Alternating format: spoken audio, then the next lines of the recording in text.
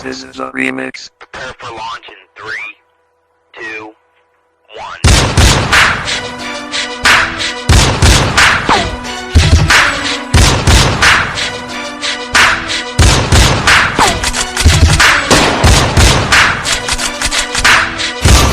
1. Welcome back mga ka-Big Boss. Please like, share, and subscribe my YouTube channel, ang The Big Boss 101, ang pobreng Shift TV, Sibuyanong channel, and ang Rumblumanong Vloggers. Thank you!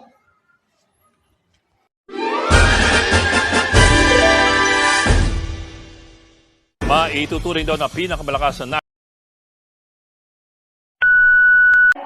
Siya ang kinikilala ng karamihan ng mga panatiko ng basketball na greatest of all time sa liga ng NBA. Well, ulitin ko lang mga idol ha, karamihan lang ng mga basketball fans. Hindi natin dinideklara na siya na ang GOAT sa NBA. Madalas ay kinukumpara siya kay LeBron James at Kobe Bryant na talaga namang nag-iwan din ng sariling pangalan sa liga. Isama pa natin dyan ng mga Hall of Famer na sila Kareem Abdul-Jabbar, Bill Russell, Hakeem Olajuwon at Wilt Chamberlain na hindi rin pwedeng mawala sa usaping GOAT or greatest of all time. Marami ding mga superstars sa NBA ang napahanga ni MJ sa kanyang malagad na laruan, tulad na lamang nila Allen Iverson, But man, I wanted to be like Mike. at Magic Johnson. Michael Jordan is so incredible. Kaya sa video natin ngayon ay ating alamin kung bakit siya ang kinikilala ng karamihan sa mga panatiko ng basketball na GOAT sa NBA. Pag-uusapan natin ang kwentong basketball ng 14-time NBA All-Star, 3-time All-Star MVP, Rookie of the Year, 2-time NBA Slam Dunk Champion, 3-time NBA Steals Leader, 10-time NBA Scoring Champion, 5-time Regular Season MVP, 6-time Finals MVP at 6-time NBA Champion. Walang iba kundi ang binansagang Air Jordan sa liga ng NBA na si Michael Jordan. Kaya tara mga idol, diretso na tayo. High school pa lang si Michael Jeffrey Jordan ay gumagawa na ng ingay sa larangan ng basketball. Katunayan mga idol, hindi lang basketball ang hilig nito dahil naglalaro din siya ng baseball at football. Ngunit mas maraming napahanga ito sa kanyang paglalaro ng basketball. Isang high flyer at very athletic player itong si MJ. Sa kanyang huling season sa high school ay umaverage ito ng 27 points, 12 rebounds at 6 assists per game. Kaya ganun na lang din na pinagagawan siya ng college recruiters. Inalok siya ng scholar ng Duke University, South Carolina, North Carolina, Syracuse at Virginia. Ngunit pinili nga noon ni Jordan ng University of North Carolina. 3 seasons naman siyang naglaro sa koponan ng North Carolina Tar Heels men's basketball at sa kanyang freshman year ay natanghal ito na ACC Freshman of the Year na umaverage noon ng 13.4 points per game, shooting 53.4%. Hindi lang yan mga idol dahil umabot din sila noon sa NCAA Championship game. Nakaharap nila noon ang Georgetown Hoyas na pinamumunuan ng kanyang future NBA rival na si Patrick Ewing. Solid ang kanilang naging bakbakan sa championship game mga idol. Ngunit ang game-winning jump shot ni Michael Jordan ang komandado para matanghal ang North Carolina noon na 1982 NCAA champion. Well, 3 seasons lang naglaro si Jordan sa kanyang college basketball dahil after ng kanyang junior year na magdesisyon na ito na tumawid sa pinakamalaking liga ng basketball, ang NBA. Kaya 1984 NBA draft nang pumasok na si Jordan sa NBA bilang 3rd overall pick. Siya ay pinili ng koponan ng Chicago Bulls. Nakasabayan niyang na-draft noon sila John Stockton, Charles Barkley at ang 1st overall pick na si Hakeem Olajuwon. Ngunit bago mag-debut sa NBA si Jordan ay sinama muna siya sa Team USA sa 1984 Olympics. Sa isang exhibition game ng makalaban pa nga noon ng Team USA ang mga NBA stars na sila Isaiah Thomas, Paxson, Robert Parrish, Larry Bird at marami pang iba mga idol. Tinalo nila ang mga NBA stars sa final score na 128-106 at itong si Michael Jordan ang siyang namuno sa koponan na nagtala ng 27 points.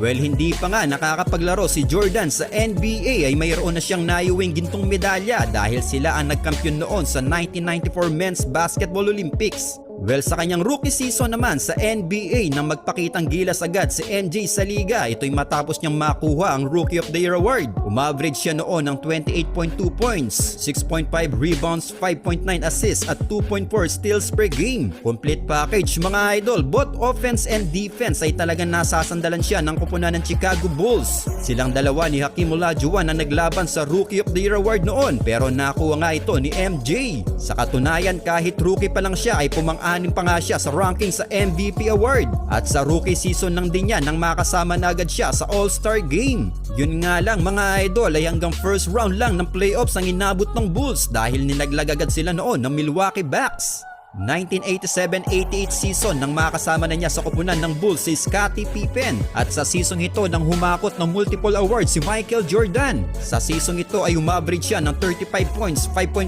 rebounds, 5.9 assists at 3.2 steals per game. Kaya naman dito niya nakuha ang kanyang unang regular season MVP award. Tinanghal din siyang All-Star MVP, pinangalanan din siyang NBA Scoring Champion, NBA Steals Leader, Defensive Player of the Year, at nakuha niya din ang back-to-back NBA Slam Dunk Champion. Pero hindi nga lang sila pinalad sa playoffs dahil tinaob sila ng mga bad boys ng NBA, ang Detroit Pistons. 1989 sa round 1 ng playoffs nang magawa naman ni Michael Jordan ang isa sa kanyang iconic game-winning shot versus Cavaliers. Ngunit nanalo man sila sa Cavaliers noon sa first round ng playoffs ay natalo naman sila ng Detroit Pistons sa Eastern Conference Finals. Well, kahit malagad na ang laruan niya sa kanyang first 6 seasons ay dumanas muna ng pagkabigo itong si MJ mga idol. Hindi siya pinalad na makarating man lang sa finals ng 6 na seasons dahil ang kanyang second at third season niya sa liga ay naging malaking tinik sa kanya si Larry Bird at ang Boston Celtics. 2 beses kasi silang nawalis ng Boston sa round 1 ng playoffs. After naman ng Boston sa kanyang pang-4, pang-5 at pang-6 na seasons ay ang Detroit Pistons naman ang nagpahirap sa kanya. Ang mga bad boys sa NBA mga idol, 3 beses sinarangan ng Detroit Pistons ang Chicago Bulls noon, isa sa semis at 2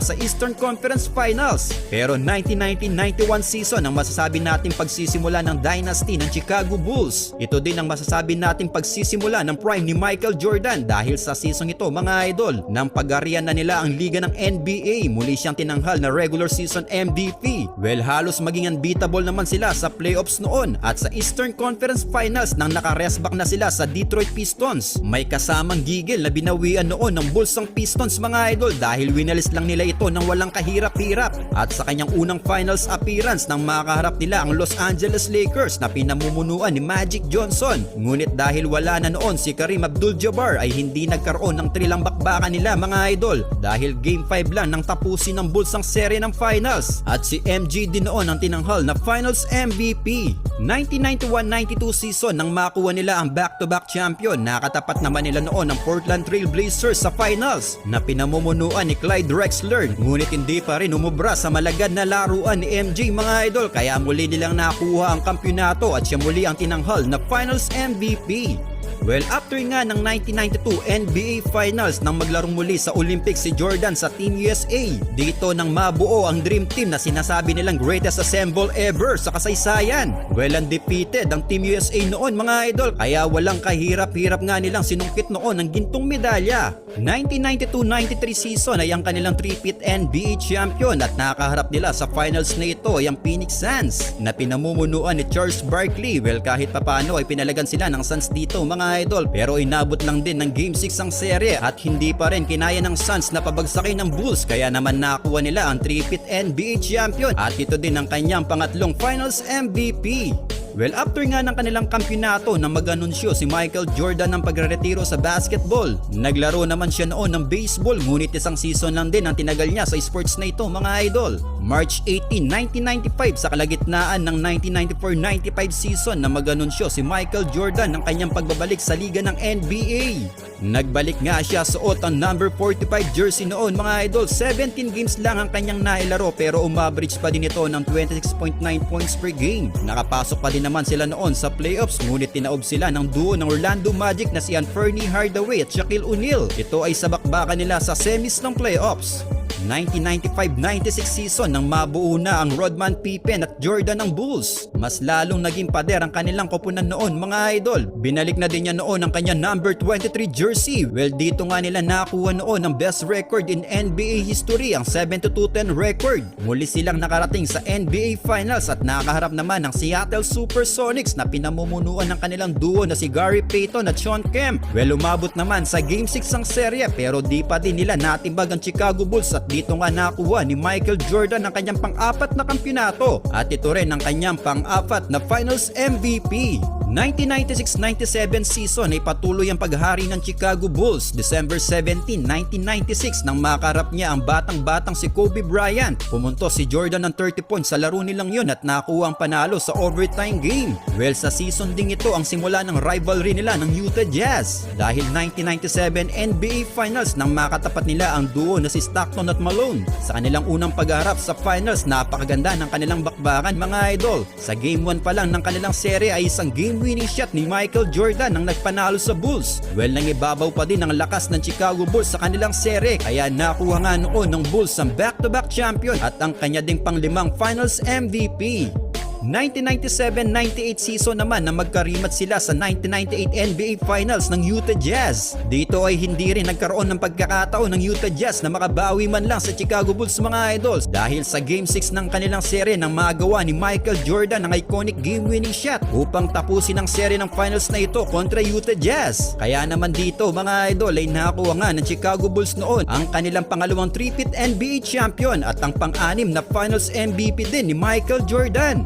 Well, ito na nga ang huling kampyonato ng Bulls magpasa hanggang ngayon dahil after nga ng pagkuha nila ng kanilang pangalawang three-peat NBA champion ay muling nagretiro sa pangalawang pagkakataon si Michael Jordan. Pero this time mga idol ay matagal-tagal na wala si Jordan sa NBA. 3 taon siyang nagpahinga sa liga ng NBA bago siya mag-anunsyo ng kanyang muling pagbabalik. Pero this time ay hindi na sa koponan ng Chicago Bulls kundi sa koponan na ng Washington Wizards. Kaya 2001-2002 nang muli nga nagbalik ang 39 years old na noon na si Michael Jordan. Ngunit dahil na din sa kanyang edad ay bagyang bumaba na din ang kanyang performance sa laro. Nag-average siya sa kanyang 60 games played sa Wizards ng 22.9 points per game. Ngunit sa unang pagkakataon din ng kanyang karera mga idol ay naranasan ni Jordan ang hindi pag-qualify sa playoffs dahil pumwesto sila noon sa 10th seed.